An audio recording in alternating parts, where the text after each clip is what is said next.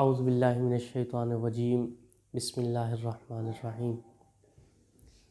آج میں قرآن پاک کی اس آیہ مبارکہ کے متعلق چند باتیں آپ سے کرنا چاہتا ہوں۔ اللہ تعالیٰ نے اپنے حبیب صلی اللہ علیہ وسلم کو حکم فرمایا، وَأَنذِرْ عَشِيرَتَكَ الْأَقْرَبِينَ۔ اے حبیب صلی اللہ علیہ وسلم، اپنے خاندان والوں کو میرا ڈر سنائیے۔ اس سے کیا مراد ہے؟ یعنی کہ اگر وہ لوگ اللہ کی نافرمانی سے باز نہ آئے تو ان کا انجام کیا ہوگا۔ بطور مسلمان ہم ایک نام جسے آپ علی کے نام سے جانتے ہیں، تو آپ کا ایک ٹائٹل، ایک لقب مرتضیٰ ہے، اور حضور جان عالم صلی اللہ علیہ وسلم کا ایک لقب مصطفیٰ ہے۔ تو آپ نے شاید کبھی سوچا ہو کہ مصطفیٰ کا کیا مطلب ہے۔ مصطفیٰ کا مطلب وہ شخصیت، وہ ذات ہے جسے اللہ نے اپنے لیے چن لیا ہو، خاص کر لیا ہو، تو اللہ کا چنیدہ مصطفیٰ کہلاتا ہے۔ اور مرتضیٰ کا کیا مطلب ہے؟ مرتضیٰ کا مطلب بھی چنا ہوا ہے، یعنی جسے رسول کریم صلی اللہ علیہ وسلم نے اپنے لیے چن لیا ہو اسے مرتضیٰ کہتے ہیں۔ تو حضرت علی وہ ہیں جنہیں حضور جان عالم صلی اللہ علیہ وسلم نے اپنے لیے چن لیا، اس لیے آپ کا ایک لقب کیا ہے؟ مرتضیٰ ہے۔ آج ہمارا بچہ 8 یا 10 سال کا ہوتا ہے، نماز پڑھنا چاہے یا مسجد میں جانا چاہے تو چند لوگ یہ کہتے نظر آتے ہیں، ابھی تو بچے ہو، ابھی چھوٹے ہو، مسجد میں جا کر کیا کرو گے، نماز ہی تو پڑھنی ہے سارا زندگی۔ تو جب ساری زندگی نماز ہی پڑھنی ہے تو ابھی جلدی کس چیز کی؟ پھر پیرنٹنگ کرتے ہوئے ہمارے پیرنٹس، چونکہ آپ کو پتہ ہے بچوں کو امپریس کرنے کا، متاثر کرنے کا بہت اہم ذریعہ سٹوری ٹیلنگ ہے، انہیں قصہ سنانا ہے۔ اب پیرنٹنگ کرتے ہوئے پیرنٹس کے پاس کون سا ایسا رول ماڈل ہے وہ جسے اپنے بچوں کے سامنے پیش کریں، اس رول ماڈل میں کوئی کمی بھی نہ ہو۔ ایسا نہ ہو کہ وہ رول ماڈل تو پیش کر دیں لیکن اس رول ماڈل کا کوئی ایک عمل اچھا ہے لیکن 99% ایسے اعمال ہیں، مثلاً کسی انگریز کی مثال آپ نے اپنے بچے کو دے دی۔ اب اس انگریز کی ایک انوینشن تو ہو سکتا ہے بہت اچھی ہو، عین ممکن ہے اس میں 10 عیب بھی ہوں، جیسا کہ شراب پینا، زنا کرنا، بد نگاہی کرنا۔ تو اب یہ ساری چیزیں پھر ہمارے آڑے آ جاتی ہیں۔ جو رول ماڈل ہم پیش کر رہے ہیں یہ کہیں ایسا تو نہیں ہے کہ کل بچہ اٹھے اور کہے بابا آپ نے ہی تو بتایا تھا ان انکل کو فالو کرنا ہے، یہ بہت اچھے ہیں، تو یہ انکل تو یہ بھی کرتے ہیں تو میں یہ بھی کروں گا۔ اب کیا ہو جائے گا؟ فائدے کی بجائے نقصان ہو جائے گا۔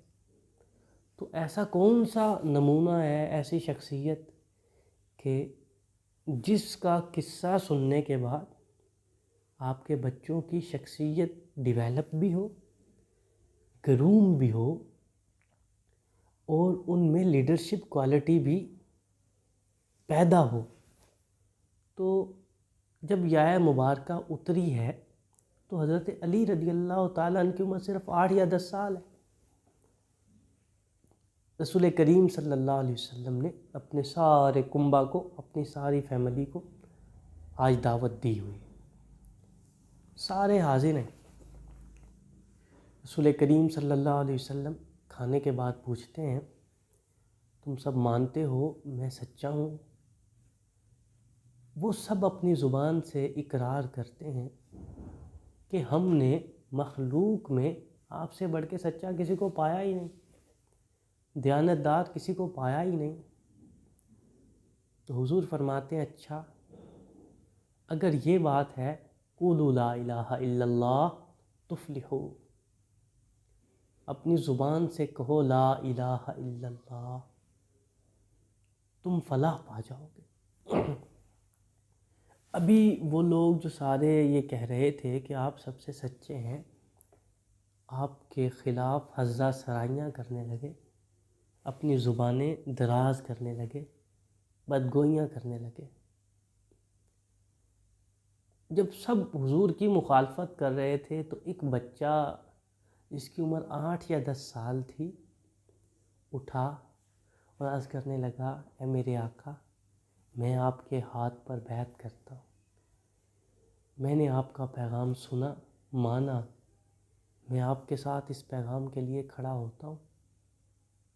اب دیکھیے آپ، جناب علی ان حالات میں موجود ہیں جہاں اقدار ہیں، قبائل ہیں، کوئی چھوٹا کسی بڑے کی اجازت کے بغیر کوئی بھی فیصلہ نہیں کر سکتا، کسی بھی فیصلہ کرنے کا مجاز نہیں ہے۔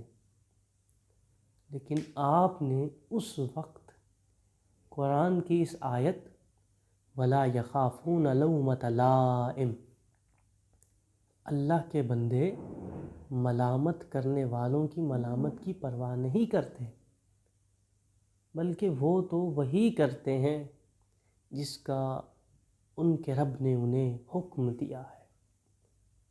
تو حضرت علی رضی اللہ تعالیٰ عنہ اپنی جان کی پرواہ کیے بغیر حق کا اعلان کرنے لگے اور حق کو سب کے سامنے تسلیم کر لیا۔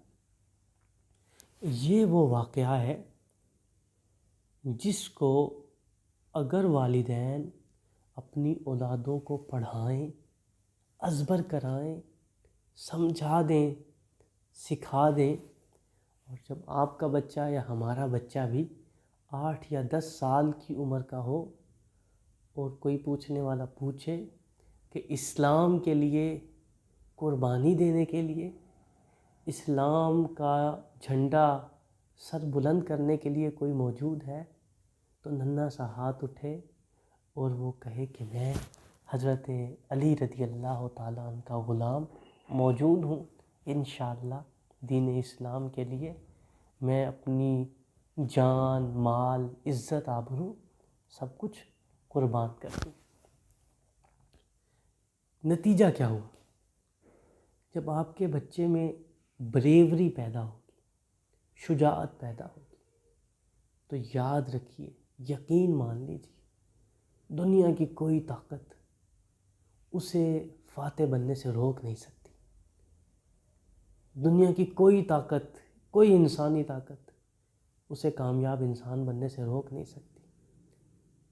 اور نور ایمان اور نور قرآن اصل میں انسان کو بہادر ہی تو بناتے ہیں۔ جو قومیں بزدلی کا شکار ہو جاتی ہیں دراصل وہی خائب ہوتی ہیں، ناکام ہوتی ہیں، نامراد ہوتی ہیں۔ تو جناب علی رضی اللہ تعالیٰ عنہ کی سیرہ مبارکہ کے اس حصے کو سمجھیے، سیکھیے، اپنی اولادوں کو سکھائیے۔ اللہ مجھے اور آپ کو عمل کی توفیق عطا فرمائے، آمین۔ یہاں سے یہ کٹ کرو۔